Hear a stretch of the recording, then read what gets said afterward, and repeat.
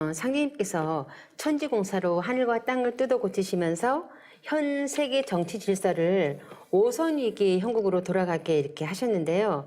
육자회담은 상주님께서 집행하신 천지공사가 인류 역사로 이제 드러나고 있다는 것을 여실히 보여주고 있습니다. 그런데 국제 정세를 그 바둑으로 비유한 사례가 이제 여러 나라의 지도자들도 얘기 많이 했죠. 그래서 벌써 이제 전 대통령이 된 오바마가 2009년도에 그 당시 이제 후진타워한테 바둑판을 이제 선물을 하게 되는데 그 행보를 가지고 이제 보는 사람들이 참 동양의 어떤 문화를 잘 파악하고 한 외교 행위라고 이제 분석을 했어요. 왜냐하면 전 세계 모든 사안을 중국인 너네랑 이렇게 신중하게 한 수 한 수 두면서 심리적인 게임을 하겠다는 어떤 메시지 전달도 있는 거고, 또 이제 최근에 황구시보라고 하는 중국 이제 언론은 우리 이제 사드 배치 관련해서 막 이제 우리가 너무 미국 편을 드니까 야 니네 뭐 이렇게 줏대도 없이 니는 지금 미국의 바둑알이다. 그러니까 상제님이 공사하신 바둑판의 프레임을 지금 이제 역사 속에 이제 전략가들도 이렇게 언급을 하고 있는 형국입니다 지금. 그러니까 이제 어떤 정세를 뭐 바둑으로도 표현을 했지만 이제 서양에는 바둑이 말고 이제 체스가 있잖아요. 네. 그래서 뭐 서양 학자들은 이제 대부분 이제 국제 정세를 게임으로 이야기하는 체스로 이렇게 또 비유를 하고 있는데요. 국제 정치학자인 지비그뉴 브레진스키 교수가 거대한 체스판이라는 책을 저서를 하는데 그 내용에 보면은 4강 중국과 일본과 미국과 러시아 등 4강에 이제 둘러싸인 한반도의 지정학적인 어떤 문명을 표현한 것을 또 거대한 체스판으로 이야기를 또 했다는 거죠. 저도 거대한 체스판이라는 책을 이제 보면서 세계를 이끌어가는 지도자들은 지구촌을 손바닥 안에 놓고 이렇게 체스를 두고 있구나 하는 생각을 하면서 많이 놀란 적이 있는데요. 재미있는 것은 인공지능이 인간의 아성에 도전했던 분야가 이제 바로 이번에 보면 우리가 봤잖아요. 바둑이라는 거죠. 근데 그 바둑만은 인공지능이 결코 따라갈 수 없을 것이다. 이렇게 했잖아요.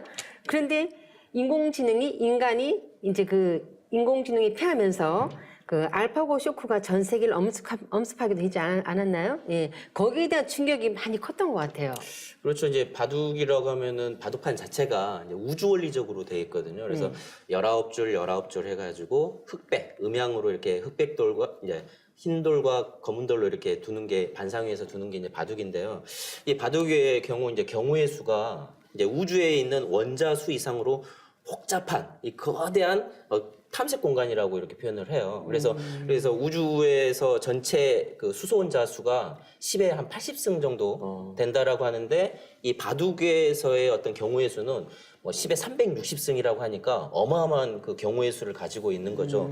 그렇기 때문에 이제 과거에는 이제 컴퓨터가 이제 인간을 이길 수 없었다고 했는데 이제 얼마 전이죠. 이세돌이 그렇죠. 이렇게 알파고에게 한 번 이긴 걸 만족을 했는데 지금 새로 나온 알파고에는 100점 100패라고 하거든요. 그러니까 이제는 이제 뭐 AI 시대를 맞이한 게 아닌가 싶습니다. 아, 정말요.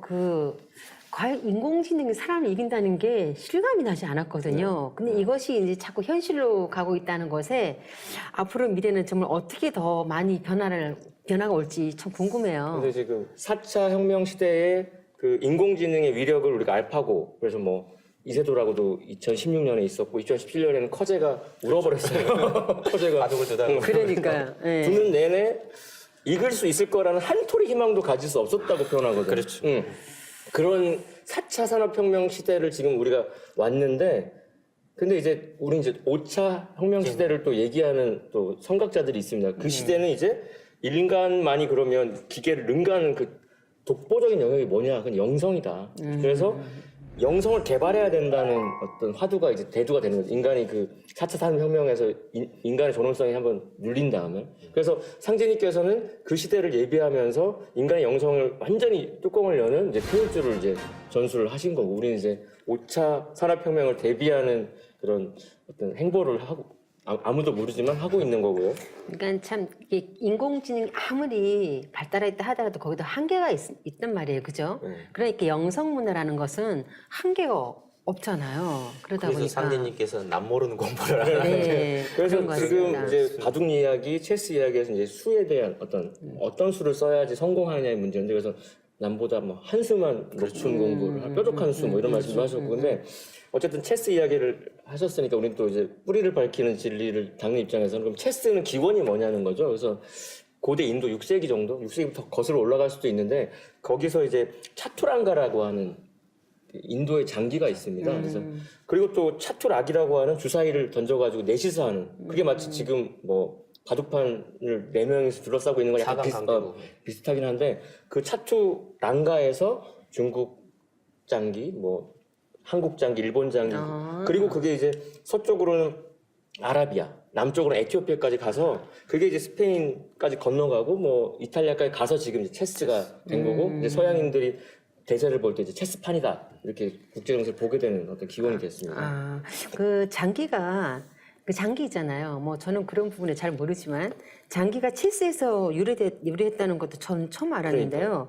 근데 그런 체스가 본래 4명이서 하는 이제 것이라면 5 신선이 바둑을 두는 그런 5선이기 바둑과 같은 형태라는 게 더 신기한데요.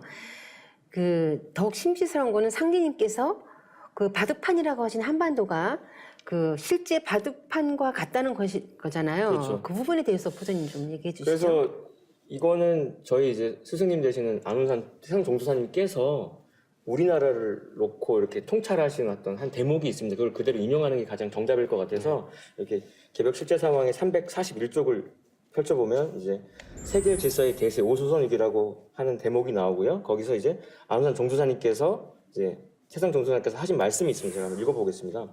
우리 한반도는 지정학상으로 하늘 땅이 생길 때부터 바둑판이다. 바둑판이라 하는 것은 369멍이다. 우리나라가 본래 8도에 360주, 369홀이다. 왜 369홀로 만들었느냐? 1년 360일 기준으로 해서 369홀을 만들어 놓고 한 고홀에서 나는 세금을 가지고 하루씩 나라살림을 했다. 또 바둑판을 보면 가로가 19줄, 세로가 19줄인데 그걸 합하면 38이다. 그래서 38인데 세계 지도에서 위도 38을 찾으면 우리나라 38선이 나온다. 그래서 한반도의 38선은 바로 지구의 38선이다. 상제님은 참 하나님으로서 38선을 그어 놓으시고 우리나라는 바둑판을 놓고 내신선에 바둑을 두는 것처럼 세상이 둥그러하게 만들어 놓으셨다라고 이렇게 대세 통찰을 하게 하셨고요. 그래서 이게 바둑판의 흑백이 음양을 상징하죠. 우주의 큰 그 태극체로 도는 음양의 그 대립체인데 그 선이 또 38선이라는 게 우리가 이제 상수 철학도 공부하고 우주반을 공부하면 상수로 3과 8은 동방의 목기운, 새롭게 뻗쳐 올라가는 기운이고 또 주역 공부하시는 분들 뭐 주역의 궤 64궤를 따져볼 때 38번째 궤가 또 화택규라 그래가지고 그 화택규의 어떤 메시지가 뭐냐면 그 갈등이거든요. 서로 이렇게 눈을 흘기면서 반목하는 상이기 때문에 그 38 목기운으로도 그렇고 38번째 궤로도 그렇고 우리나라에서 뭔가 바둑판의 프레임으로 한판 붙는 거는 필연적인 어떤 암시가 내재돼 있다 이렇게 보시면 되겠습니다. 그 수에도 굉장히 비밀이 들어있는 것 같아요. 수가 진리라고 그렇게 네, 한반도가 바둑판이고 상기님께서 바둑판인 한반도를 중심으로 세계의 질서를 이렇게 돌리셨다는 것이 굉장히 놀라울 따름인데요. 태모님께서는 또 이렇게 말씀하셨죠. 도전 11편 369장에 보면 두 신선은 바둑 두고 두 신선은 훈수하고 갈 적에는 바둑판과 바둑은 놓고 간다고 이렇게 말씀하셨는데요. 한민족이 다시 바둑판의 주인이 되어서 세계를 이끌어갈 날이 속히 오기를 기대해 봅니다.